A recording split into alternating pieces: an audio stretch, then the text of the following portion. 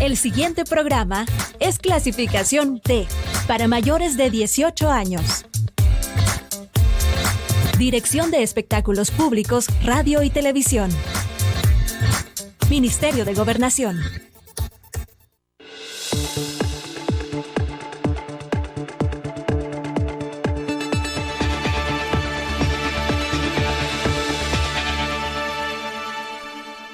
Bienvenidos y bienvenidas a una edición más de Temas y Debates. Les saluda Ricardo Sosa. En esta oportunidad el tema: los hidrocarburos en El Salvador, cuál es su impacto de la crisis del conflicto Rusia-Ucrania hacia El Salvador, hasta nuestra microrregión en Centroamérica y el Caribe, incluso en América Latina. Para ello contamos con el licenciado Julio Villagrán, quien es una voz autorizada, una voz experta, un hombre que ha dedicado gran parte de su vida al estudio sistemático, metodológico de todo el tema de hidrocarburos en nuestro país y en la región. Licenciado, gracias por aceptar mi invitación. Qué privilegio contar con su presencia y que usted pueda ilustrar a todos los televidentes y cibernautas en este tema. No, gracias Ricardo por la oportunidad. Siempre es un tema que está en mi agenda, aunque ya no tengo una vinculación orgánica con los gremios, digamos, pero la experiencia de casi 25 años en este tema nos mantiene vigentes, y también tengo el privilegio de ser secretario ejecutivo de la Federación de Gasolineros de Centroamérica y Panamá, y también de ser un miembro concurrente a la Comisión Latinoamericana de Empresarios de Combustible, a las cuales siempre asisto y soy ponente en estos temas, y pues nos mantenemos vigentes en esto, y para mí es un gusto siempre compartir con la población sobre un tema que pues Dios me dio la oportunidad de desarrollarme en esta área, y pues siempre que es necesario damos una voz a la gente, aunque a veces cada gobierno tiene gente que lo defiende y a veces la gente cree que uno lo hace con algún propósito. No, mi único propósito es ayudar al país a entender un poco este tema. Alguien podrá decir, lo que sucede es que a lo mejor tiene unas 10 o 20 estaciones de combustible y ese es el interés. Sí, pero siempre me han dicho eso. Siempre me han dicho eso, y no, yo no soy propietario de ninguna estación. Yo me desarrollé como un técnico en esta área. Fui director ejecutivo de la Asociación de Gasolineros de El Salvador, pero sí me he mantenido cerca tanto en el estudio del mercado de El Salvador como de Centroamérica y de Latinoamérica. He tenido la oportunidad de viajar por todo el mundo en este tema, y siempre que puedo aporto, ¿verdad? Pero no me dedico a eso, no soy empresario con gasolineras, no, pero sí me considero una persona estudiosa del tema, y por eso es que siempre atiendo cuando me llaman, porque mi único interés es mostrarle a la gente lo que entiendo, lo que he estudiado, lo que comprendo sobre el petróleo y sus derivados. En El Salvador, Julio, ¿cómo podemos comprender la estructura de lo que es el mercado de hidrocarburos? Porque usualmente al ciudadano, a la ciudadana, lo que le interesa ya es el precio de bomba, pero ¿cómo se clasifica el sistema de los hidrocarburos en nuestro país? Bueno, este sistema de la comercialización de los hidrocarburos en el país es fácil entenderla. Somos un país totalmente dependiente de las importaciones. Somos un país que no produce nada de petróleo, por supuesto. Somos un país que inclusive no refina petróleo desde hace muchísimos años. Creo que nunca ha habido una refinación pura de petróleo en el país en la historia. Y el país ha venido cambiando bastante fuerte en el tema de la producción de los derivados y también en la comercialización. En el año 1994, Ricardo, el país ya comenzaba a tener los visos de tener mercado con una visión neoliberal, y fue ahí donde el presidente Cristiani decide liberalizar el precio de los combustibles, liberar el precio y liberar los márgenes de ganancia de los comercializadores. Fue en 1994 que sucedió esto. Desde entonces el mercado nacional tiene un mercado libre, digamos, en cuanto a la fijación del precio. Ellos creyeron que esa era la forma donde los consumidores iban a ver más beneficiados y pues hay una historia sobre esto que contar, pero el mercado es, como te digo, fácil en el sentido de que nosotros no producimos petróleo. El producto, inclusive en este momento, casi viene 100% de los Estados Unidos, que ahí se desatan un montón de mitos, ¿verdad? El tipo de producto que la gente consume, este producto es el mejor para mí, este no es bueno, este no es... Hay muchos mitos en relación a la comercialización, pero nosotros casi que importamos el 100% de los productos de los Estados Unidos y aquí participan ahora ya solamente 3 marcas o 3 empresas que se dedican a comercializar el combustible. Cuando usted explica ese año de 1994, el hecho de esa liberación quiere decir que cada empresario, cada marca puede establecer el precio que le parezca. Sí, es un mercado liberalizado, es un mercado comenzando con el principio, digamos, los importadores pueden comprar su producto a un precio fuera y colocarlo a un precio diferente aquí en el país porque es libre. Luego, cuando ellos tienen un mercado mayorista y luego tienen un mercado al detalle, que son las estaciones de servicio, bombas de tanque privado que le llamamos, ahí el mercado es libre. Lo que sucede es que hay una impresión en el país que el Estado, que el gobierno regula los precios y esto no es cierto. Y es bastante coyuntural el tema porque ahí andan supervisando gasolineras, el gobierno con una estrategia tratando de decirle a la población, mire, nosotros controlamos esto no es cierto. Lo que pasó fue que en el año 2008 el presidente Saca enfrentó una crisis fuerte de precios de petróleo y derivados, que es la historia que nos marca que tuvimos más de $5 un galón de diésel en el país. Y entonces dice, el presidente Saca en su momento dijo, los precios suben por ascensor y bajan por escaleras. Y la gente demandaba una intervención del Estado. Es decir, ¿y el gobierno qué hace entonces con este tema? Y fue donde, es la palabra creo yo correcta, se inventaron el precio de referencia. Es decir, mire, hay un precio que es justo y es el precio que usted debe pagar. Y el Estado, el gobierno, a través del Ministerio de Economía, comenzó a lanzar lo que hasta ahora conocemos como precio de referencia. El precio de referencia es eso nada más, es un precio de decir a 4.31, ese es el precio ideal que el consumidor debe pagar por un galón de combustible. Pero no es obligatorio el precio, o sea, no es obligatorio. Eso lo puso Tony Saca para decirnos a todos que él iba a estar detrás de los precios y que nadie iba a abusar de los precios.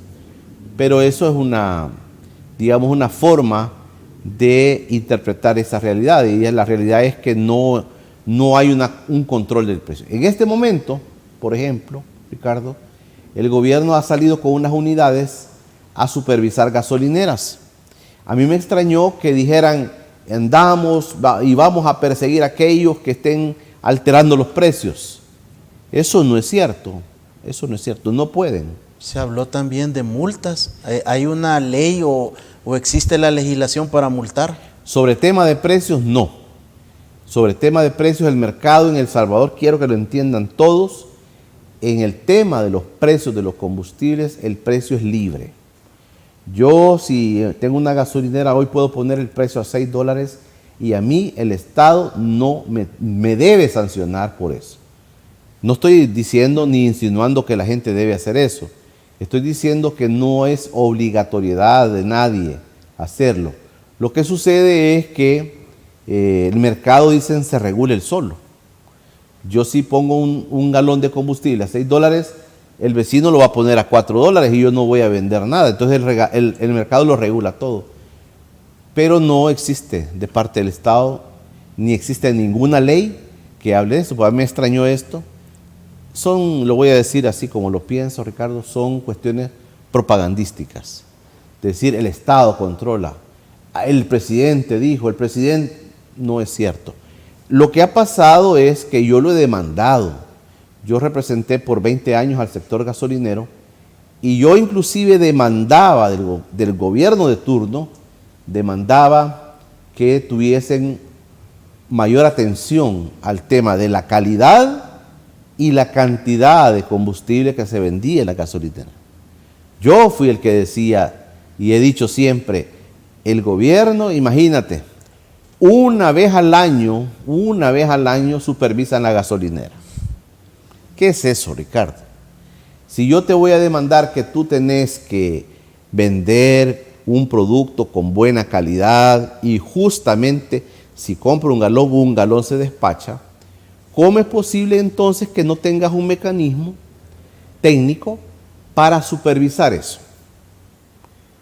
Si una gasolinera llega una vez al año un equipo técnico del ministerio, ¿qué seguridad te da?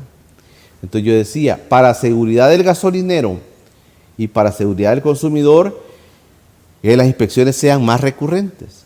Es lo único que puede hacer el gobierno, pasados y el actual, es lo único que han podido hacer para ayudarle a la población con el tema de los combustibles. Sobre precios, no hay ley que obligue a poner un precio.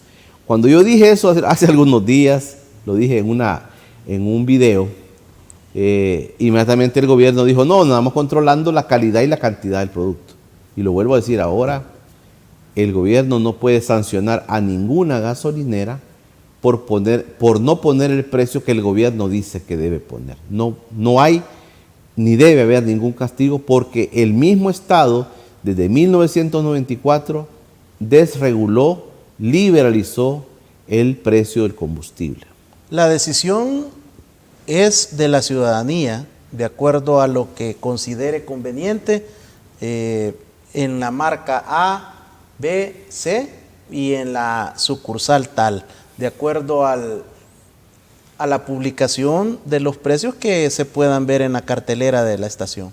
Es así, inclusive la gente puede optar, ¿verdad?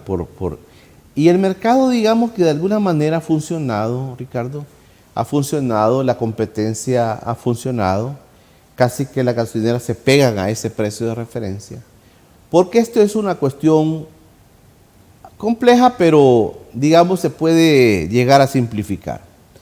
El precio internacional nuestro lo marcamos desde el Golfo de los Estados de México, ¿verdad? Así se llama, Golfo de México, al lado de Texas.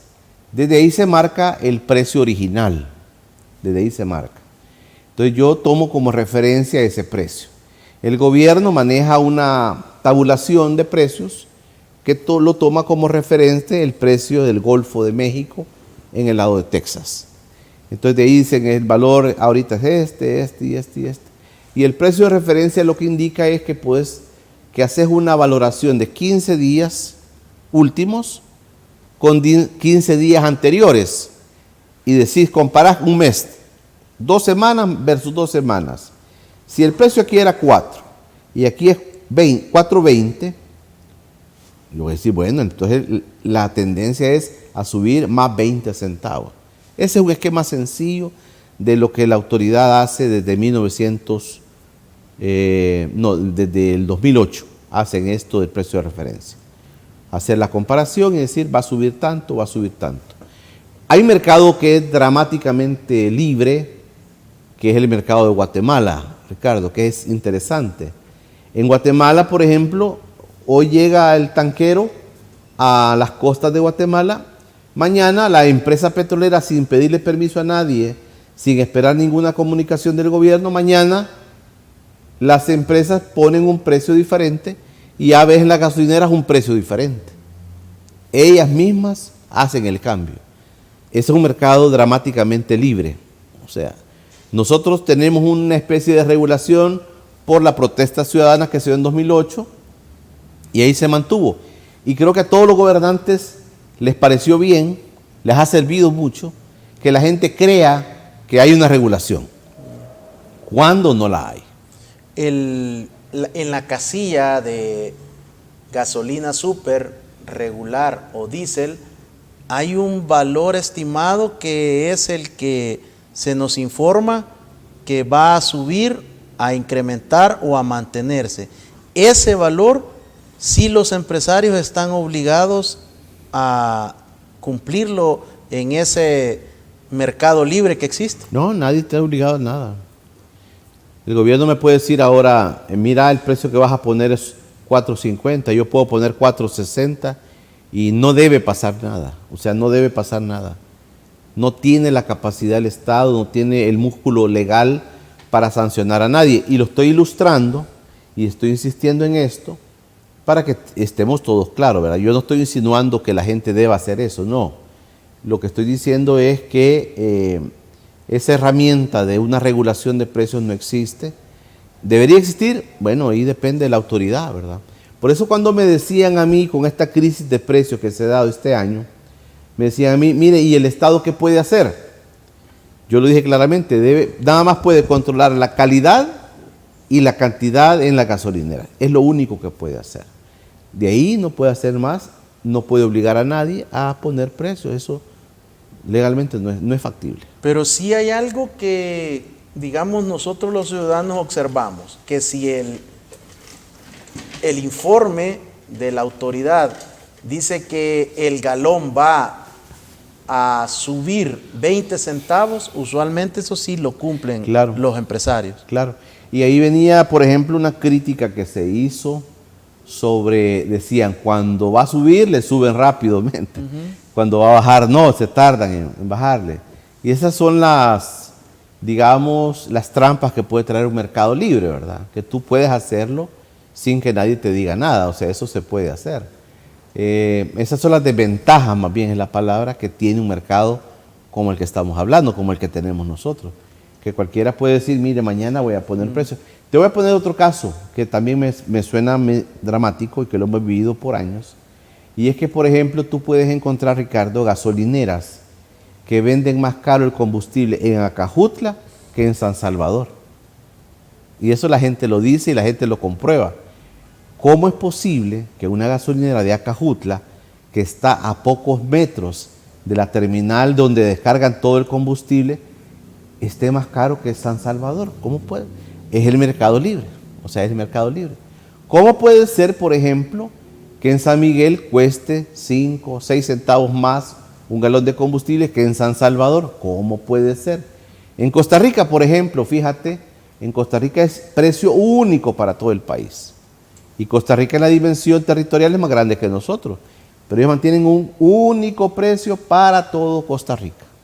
Nosotros no, separamos los precios, uno en occidente, uno en el centro y otro en el oriente. La gente dice, bueno, ¿y por qué? Son como las trampas que tiene un mercado como este, ¿verdad? Yo creo que aquí deberíamos tener un precio único sobre los combustibles en todo el país. Los domingos en la noche y el lunes todo el día es tradicional observar largas colas de vehículos automotores en diferentes estaciones, evitando la medianoche ya de lunes porque el martes hay un cambio de precio. Este informe, esta estimación que se hace de cuánto puede oscilar los precios, lo toman, ¿cómo lo hacen si ese combustible ya está en el país? Y eso, la lógica me da que lo compraron hace 2, 3 semanas y entró el buque al país. Sí, claro. Ese es un poco el sistema que se creó de fijarle cada 15 días el cambio de precio. Antes era semanalmente. Luego se dijo cada 15 días porque los tanqueros no vienen cada semana, sino que cada 20 días vienen. Los tanqueros de combustible vienen cada 20, 22 días al país. Así viene. Entonces la gente decía, bueno, ¿cómo es posible? Entonces se dejó 15 días. Puede ser a favor o en contra, eso sí es muy cierto. Digamos, la gasolinera que tiene combustible suficiente y el día martes debe cambiar el precio a la baja, por ejemplo, perdió. Pero la otra vez, si el precio está a este precio y cambia y el gasolinero tiene inventario y tiene que subirle, le sube rápidamente, entonces se favorece él. Así es el sistema que tenemos. Un poco, como digo, es fácil, pero a veces complejo de entender, ¿verdad? Pero es lo que tenemos. Un mercado donde, fíjate que, por ejemplo, yo demandé por años que un mercado como este debería tener una ley de comercialización. Quiero dejar claro, en el país no existe una ley sobre la comercialización de los combustibles, no existe. Porque la idea tanto del legislador como del presidente de turno era tener un mercado libre. Entonces no se crearon leyes que dijeran, mire, si este fulano está poniendo precios que no corresponden, hay que sancionarlo. Por eso digo, no hay una ley sobre la comercialización. Y se inventaron, por ejemplo, algunas medidas, por ejemplo, cómo sancionar a una gasolinera. Te voy a poner un caso, por ejemplo, los gasolineros se quejaban de que ellos llegaban y les veían una bomba que se descalibra. Las bombas de la gasolinera son máquinas, por ende tienden a fallar también. Entonces te encontraban con una falla en una gasolinera que estaba dando menos, digamos, de combustible, te sancionaban. Ricardo, son multas, si no me equivoco, actualmente que sobrepasa el $500,000 de multa a una gasolinera porque le encontraron eso. Eso es una cosa descabellada. Esa es una cosa descabellada. Pero digamos, el funcionario de turno dijo, es la única forma, ¿cómo vamos a parar estos abusos? Es su forma de ver las cosas, ¿verdad? Pero yo lo que veo es que hay una forma, digamos, a veces que no se entiende porque como no existen leyes, entonces el funcionario se inventa cosas para parecer que él está controlando aquello cuando verdaderamente no tiene herramientas para controlar aquello. Interesante esta aproximación que nos hace el licenciado Julio Villagrán sobre cómo se desarrolla el mercado de hidrocarburos en El Salvador y estos datos muy importantes que a usted también le pueden servir, amigo televidente y cibernauta, para ilustrarse en esta situación de los precios, de las variables y que conozca cómo es el funcionamiento de los labios de un experto, de un investigador y de una persona que siempre es referente antes de las publicaciones oficiales. Cuando regresemos vamos a evacuar la interrogante, la incógnita. ¿Cuántos impuestos tiene cada galón de combustible en El Salvador? Regresamos.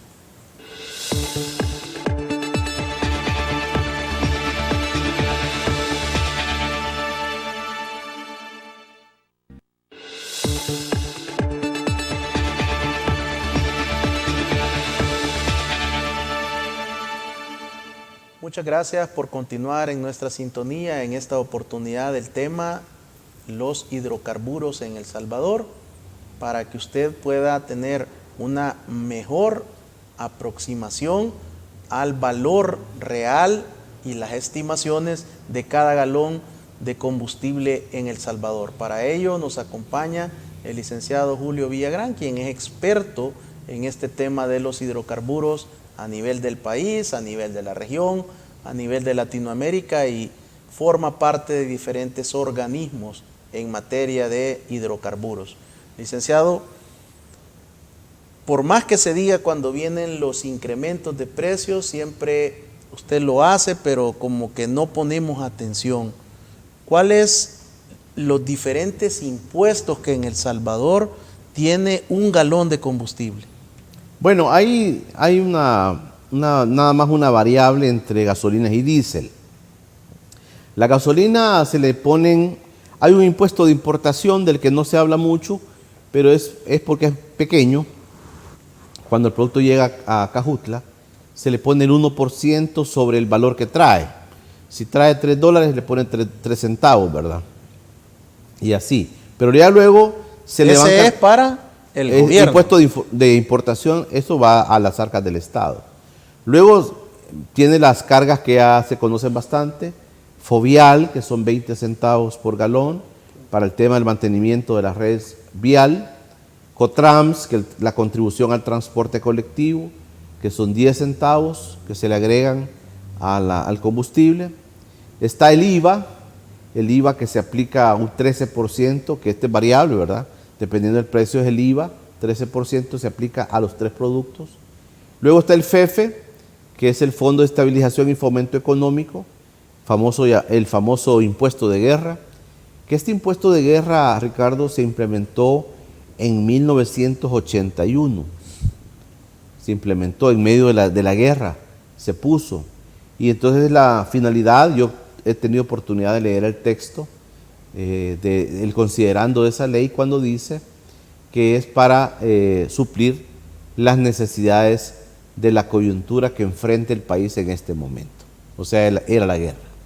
Entonces se puso ese impuesto, que son 16 centavos por cada galón, ¿verdad? Entonces ya tenemos ahí una carga impositiva bastante considerable. Actualmente rondamos $1 por cada galón en impuestos, solamente en impuestos. Y el diésel tiene menos porque no se le carga este FEFE, que son 16 centavos, no se le carga al diésel. Es lo único, lo demás es igual. Entonces, ¿bajo qué premisa no se le cobra al diésel el FEFE? Yo creo que era la cuestión de que se utiliza para transporte colectivo, transporte de carga, industria, comercio. Ese creo que era el sentido de no aplicarlo al diésel en ese momento. A nivel de Centroamérica, a nivel de nuestra región, Julio, ¿cómo están nuestros países hermanos? ¿También establecen diferentes impuestos sobre los combustibles o algo inédito salvadoreño? No. Por honor a la verdad hay que decirlo. Nosotros inclusive tenemos de las cargas impositivas más bajas en el área. Más bajas en el área. En este momento Costa Rica tiene, para que tengamos un parámetro, nosotros tenemos $1, digamos, en las gasolinas. Costa Rica tiene 1.60 solamente en impuestos a la gasolina. Y Honduras tiene 1.40 a la gasolina. Nicaragua anda más o menos en la misma dimensión nuestra. Guatemala un poquitito arriba de nosotros, un par de centavos arriba de nosotros. Pero para decir la verdad, nosotros no tenemos, en impuestos, no tenemos los mayores impuestos, como suele decirse. Hay un problema, creo yo, que es el problema, lo he venido diciendo por muchos años, y esto ningún gobierno, a mí no me hacen caso, por supuesto, ¿verdad? Pero yo analizo. Estamos demasiado atomizados los impuestos. Uno para acá, otro para acá, otro para acá, otro para acá. Honduras y Costa Rica, por ejemplo, tienen un único impuesto. Único impuesto. Y dice, este va para las arcas del Estado, y se acabó. Pero cuando tú le decís a la gente, te voy a cobrar por las calles que no sirven, va, en el país. Entonces le decís, te voy a cobrar 20 centavos por fovial. Y la gente dice, ¿y para qué si las calles no sirven en el país? Va? Pero ya lo cobraste. Luego te pones peor, todavía le decís, mira, te voy a quitar 10 centavos para dárselo a los buceros. Te pones peor todavía, decís, ¿cómo es posible que pasen esto? Entonces, y de repente le decís el IVA, 13% el IVA, parejo el IVA.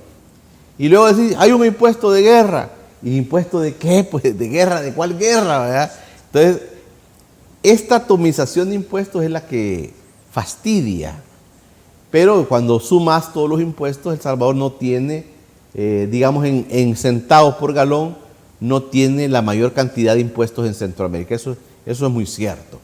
Pero siempre incomoda porque pones un impuesto para esto y siempre vas buscando a la gasolina para ponerle impuestos, ¿verdad? Aunque no se ha dado en los últimos años, pero siempre la cenicienta suelen ser los combustibles. Pero la impresión que da es que tenés demasiados impuestos. ¿Hace sentido el de importación, el IVA? Creo que ahí no hay mayor objeción. En el fovial creo que lo que incomoda es el estado de algunas calles, avenidas que le corresponden al fovial y no están en mínimas condiciones.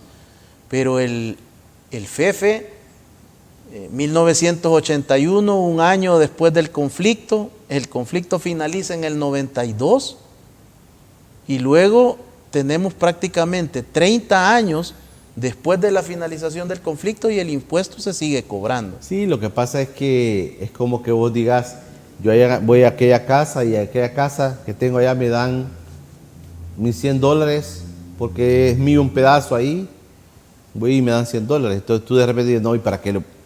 Mejor estos $100 me los voy a regalar, mejor no. Es eso, decir, no, tengo estos $100, los voy a recoger, pues. Entonces ya quitártelos, ya no querés. Entonces la sumatoria, fíjate que por ejemplo se llama FEFE, Fondo de Estabilización y Fomento Económico, se estableció en el año 81 sin ninguna cosa, digamos, particular. Es decir, se va a ocupar para comprar armas o para comprar... No, era un fondo del Estado. Pero luego se le cambió. Ya en la época de Arena dijo, vamos a ocuparlo para subsidiar el gas propano. Y lo ocuparon por años, para subsidiar el precio del gas propano. Está bien. Pero ya este gobierno, por ejemplo, y eso no lo tocaron los gobiernos del frente, lo dejaron ahí, no lo tocaron. Pero ahora este gobierno dice, no hombre, le vamos a quitar el gas propano y hoy lo vamos a ocupar para, se inventaron más, las pensiones de los militares, de los veteranos, para las pensiones de ellos, para ahí vamos a dedicar estos 10 centavos por galón. Entonces ahí es donde yo veo que no quieres quitarte las cosas porque al final te suman y son para vos. Pero que tengan sentido, como tú decís, a veces no se le haya sentido, pues. Mira, Ricardo, y yo creo que el gobierno debería también pensar en estas cosas, ¿verdad? Tú vas y tú lo haces, pues. Yo todos los días lo hago, pasar por algunas colonias hoy, y con esos grandes hoyos que hay en las colonias, esos baches, pero son unas cárcavas ahí, ¿verdad? Y tú dices, bueno, ¿y entonces el fovial? ¿Dónde está el fovial, pues?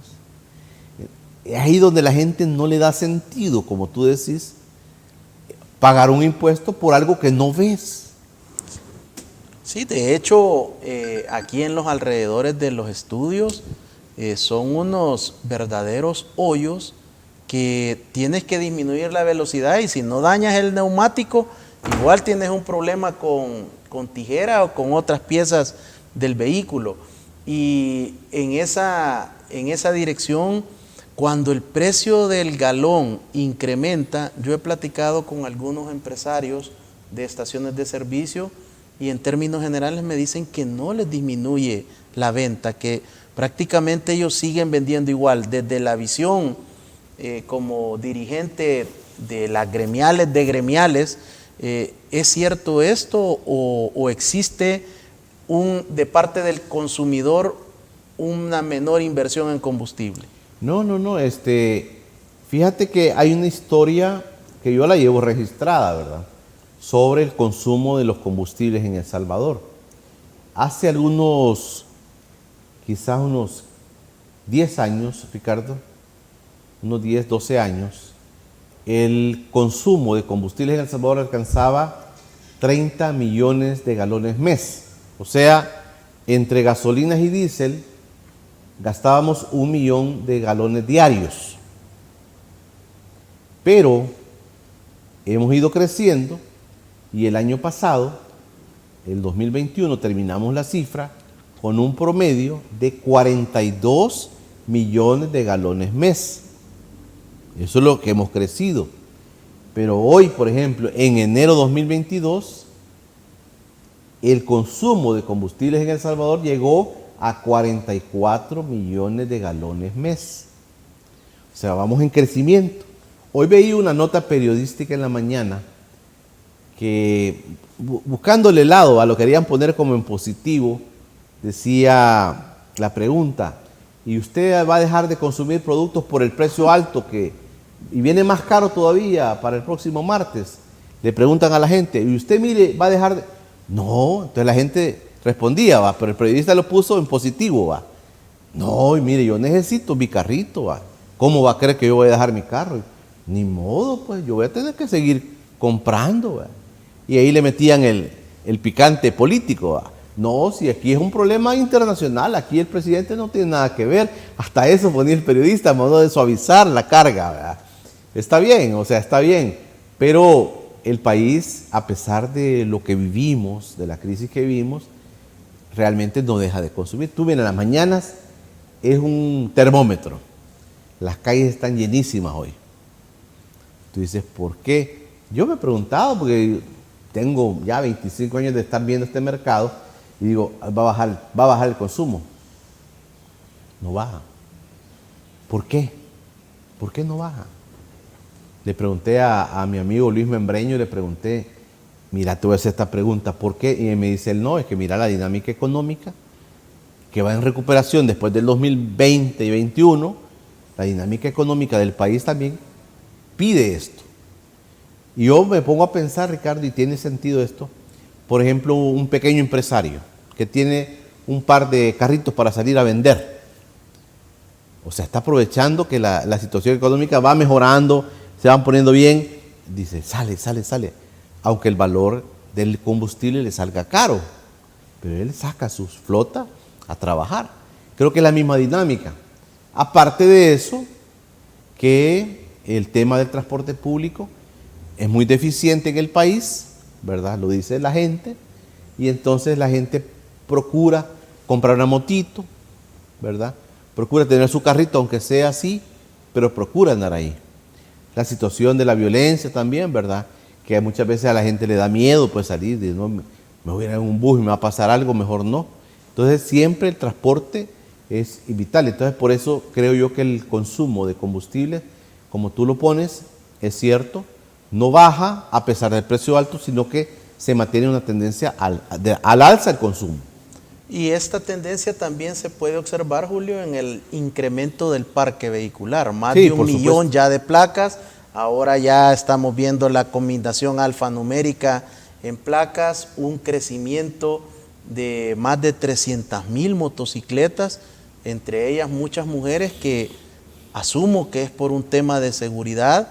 Están ellas también resguardando y viajando en motocicletas, también en estos servicios que reparten comida. Ha sido una opción también de empleo para la mujer. En cuanto a los precios del petróleo, ¿qué diferencias podemos establecer, Julio, cuando hablamos de hidrocarburos y derivados del petróleo? Bueno, es prácticamente lo mismo. Los derivados del petróleo son considerados siempre los hidrocarburos. Mucha gente a veces confunde, por ejemplo, el gas natural, ¿verdad? El gas natural, esa es otra cosa ya, no es petróleo. El gas propano sí, Es más, gracias a la pregunta, fíjate que en el país se ha implementado una planta de gas natural para producir energía eléctrica, que esto también es importante, ¿verdad? Una planta que va a generar energía eléctrica y que se va a sumar a la matriz energética del país para no depender totalmente del petróleo, que es una de las deficiencias que tenemos, ¿verdad? Que dependemos bastante todavía del petróleo. La hidroeléctrica, por ejemplo, ha bajado bastante y el río Lempa nos da más problemas de generación de energía, pero la cuota térmica o de combustible es bastante alta, pero hay que ir diversificando la matriz energética. Y en el caso de gas natural, que creo que es una buena opción, está a punto de arrancar este proyecto ya de generación de energía eléctrica en base a gas natural. Pero aunque no incrementara directamente los precios del galón de combustible por un alza en el precio del barril del crudo, sí también somos afectados. Claro, y o sea, tiene relación al final. Un barril de petróleo, parece que la gente bajó el barril de petróleo, y ahí me estaban diciendo en las redes sociales a mí, mire, pero ¿cómo es posible que venga una nueva alza si ha bajado el barril de petróleo? El barril de petróleo tiene una cotización, pero el barril de petróleo como tal tiene un procesamiento, ¿verdad? Tiene un espacio para producirlo. Llega a la refinería y hay que producirlo. Este lapso de días son los que hacen la diferencia entre el valor del petróleo y el valor del derivado. Aparte de ello, no es lo mismo tener almacenado un barril de petróleo que tener almacenado un galón de combustible. O sea, no es lo mismo. Son factores, las demandas son diferentes también. Se demanda más derivados que petróleo. Son variables ya del mercado que son un poquito ya, digamos, cosas muy concretas que Sí, al final tienen relación, pero hay espacios para la producción que a veces marcan diferencias con el barril de petróleo. Importante que usted, amigo televidente y cibernauta, ha podido conocer en detalle cuál es el desglose de los impuestos para el combustible en El Salvador. Y esto es importante para que lo tengamos como marco referencial y que también tengamos la plena seguridad de cuáles son el detalle de lo que va en cada galón de combustible súper, regular o diésel. Regresamos después de este corte.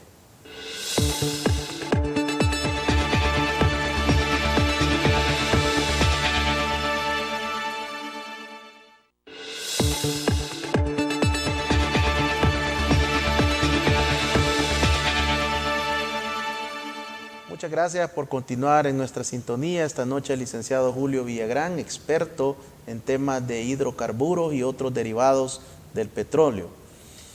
Licenciado Villagrán, usted nos ha compartido desde la primera parte del programa que El Salvador depende e importa el combustible mayoritariamente de Estados Unidos.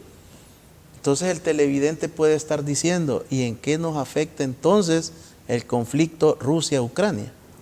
Sí, el mercado del petróleo es un mercado sumamente sensible, un mercado que se determina por varias fuentes, digamos, ¿verdad?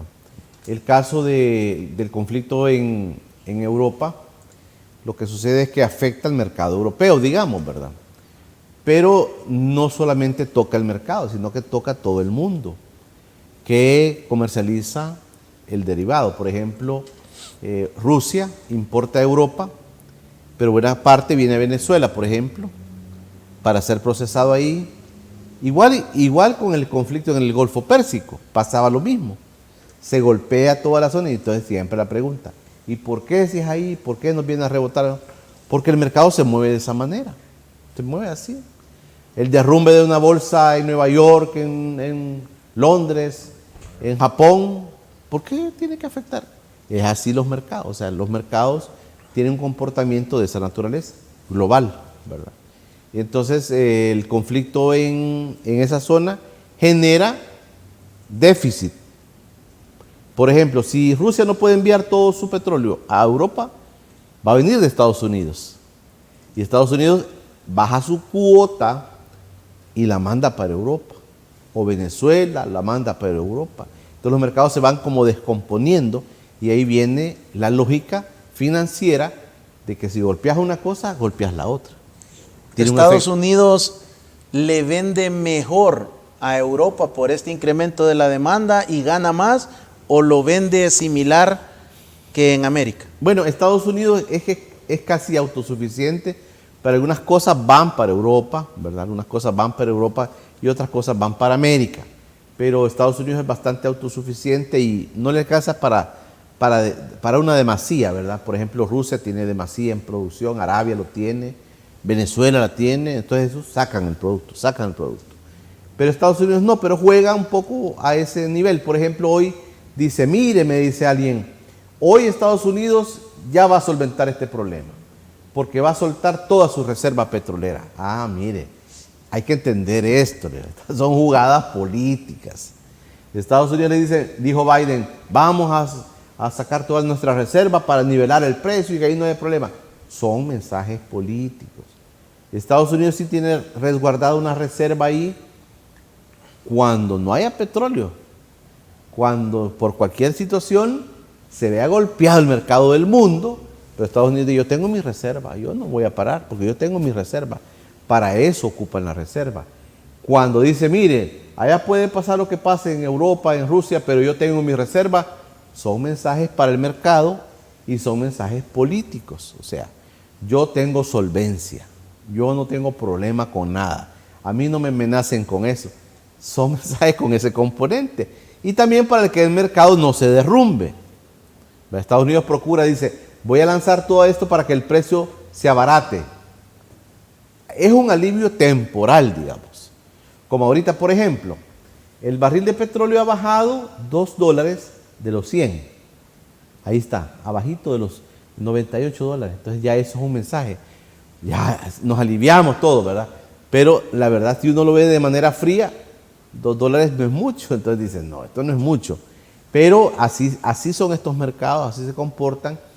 Y en la geopolítica, el petróleo tiene mucho que ver, Ricardo.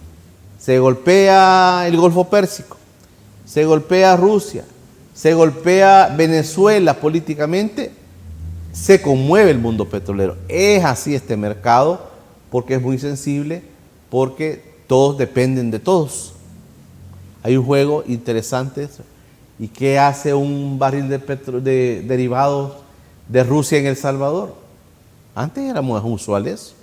¿Qué hace un tanquero de China en Venezuela vendiendo lotes, o en Panamá vendiendo lotes de diésel, vendiendo lotes de gasolina?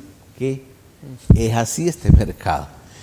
Julio, los fines de semana muchos cibernautas están pendientes de sus redes sociales porque ya se espera el tradicional video de Julio Villagrán haciendo toda una proyección, por supuesto un escenario prospectivo, la experiencia y todas las relaciones que usted ha permitido construir en estos 25 años le permiten establecer una proyección que casi siempre es certera. ¿Qué espera usted de este primer semestre y segundo semestre del 2022 en cuanto al precio? Bueno, aquí hay dos variables, digamos. Hay una que es la variable normal de un mercado petrolero que venía de una crisis fuerte, ¿verdad?, de 2019-2020 por efecto de la pandemia, que fue muy fuerte. 2021 ya fue un año de comenzar a recuperarse y 2022 igual. Para el mercado petrolero han sido años difíciles estos años de la pandemia, pero ahora dicen no, ahora vamos a levantarnos. Y entonces de manera natural el precio del petróleo ha venido creciendo y también los derivados, de manera natural, a llevarlo a un nivel, digamos, óptimo para el mercado. Ojo, no es para los consumidores, es para los mercados de petróleo, la industria del petróleo. El 2021 ha servido para eso, se nivelaron, es decir, bueno, así como decimos el café llegó a un nivel, vaya, ok, óptimo, ¿verdad?, el precio, así el petróleo. 2022 comenzó igual, tendencia alcista en la recuperación, solamente que ahora se le agrega el conflicto en Rusia y Ucrania. ¿Por qué? Porque ya lo dije, Rusia es altamente productor de petróleo, es el tercer productor del mundo y produce mucho gas, ¿verdad? Entonces, ese mercado es como muy preponderante en el mundo, tiene mucho que ver con el mundo. Entonces, golpeado esa zona, el precio volvió a subir y sobre todo, es una palabra que no he usado esta noche, pero es un mercado sumamente especulativo. Pasa una cosa de estas, ya todo el mercado está nervioso. Ya todos se pusieron nerviosos y especulan mucho. ¿Qué va a pasar mañana? No vamos a tener producción, no va a haber producto. Entonces especula ahí, retrocede, se resguarda, porque puede venir algo más complicado. Entonces, eso es la sumatoria de los problemas que tiene el mercado petrolero en este momento, que no termina de afectar. Por ejemplo, la nueva tendencia para mañana es alza en el precio del combustible. Entonces, a los gobiernos, este primer semestre del año 2022, les va a tocar mucho aguantar el ácido, ¿verdad? A los consumidores en general, pero a los gobiernos porque enfrentan situaciones que a veces no logran controlar. Julio Villagrán, quiero agradecerle el haber aceptado mi invitación, el venir a ilustrarnos, a orientarnos, a enseñarnos sobre este tema de los hidrocarburos y por supuesto por tener esa capacidad de trasladar un tema complejo en palabras muy entendibles. Muchas gracias. No, gracias Ricardo y un saludo para toda la audiencia, ¿verdad? Y cuando lo requieran, pues aquí voy a estar para dar mi pequeño aporte a esto.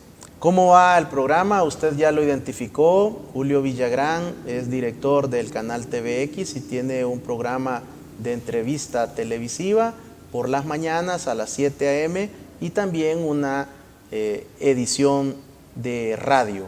¿Cómo van los programas, Julio? Bien, aprendiendo. Creo que es interesante este mundo. Estar con diferentes personas, con pensamientos diferentes, con visiones diferentes, inclusive con intereses diferentes. Uno aprende mucho.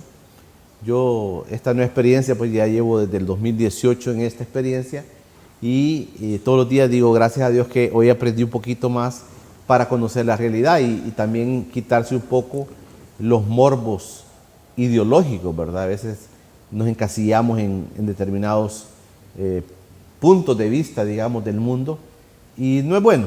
Por eso es que a mí la amplitud de los pensamientos me gusta y aprendo mucho de eso. Creo que el país merece un poco más de pensamiento, Ricardo. El país merece un poco más de personas como usted, que con su tema de la seguridad le aporta mucho al país, le dan otra visión. Y el país a veces necesita de los análisis políticos, sí, pero también de contundencias técnicas, contundencias de cosas científicas que puedan demostrarse. Por eso es bueno formarse uno para que al expresarse y al compartir con la gente, a uno no le puedan recriminar nada. Yo me cuido mucho de eso, ¿verdad? Y hay críticas, sí, pero sobre todo hay mucha gente que agradece que uno pueda expresarse en los temas de uno con mucha naturalidad y que la gente entienda, ¿verdad?, las cosas como son, porque creo yo que es importante que el país salga de ese letargo de pleitos ideológicos, de pleitos políticos, que no le ayudan en nada. Entonces tener variedad de opiniones y a veces dar, como decimos, en el clavo, pero con cosas bien fundamentadas, creo que es vital para nuestro país. Así, si usted quiere conocer esta faceta de entrevistador del otro lado del set, pues sintonice a las 7 de la mañana la entrevista con Julio Villagrán, Encuentro con Julio Villagrán. Sí. Encuentro con Julio Villagrán y su versión también en el FM aquí estuvo hace unos días el director de Radio 106.9, don Francisco Gómez. Así que un cordial saludo, le deseamos lo mejor, don Julio, que siga prosperando con los diferentes roles que tiene en nuestra sociedad en beneficio de nuestro amado país, El Salvador. Y a usted, amigo televidente y cibernauta, misión cumplida, hemos llevado la voz de un experto para poder formar y ayudarle a que tenga su propia opinión. Que Dios le bendiga y recuerde, la muerte más prevenible de todas es el suicidio. Bendiciones.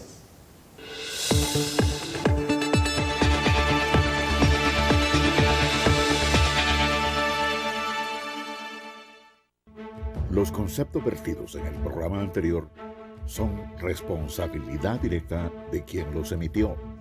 En ningún momento representan la línea editorial de esta estación televisora.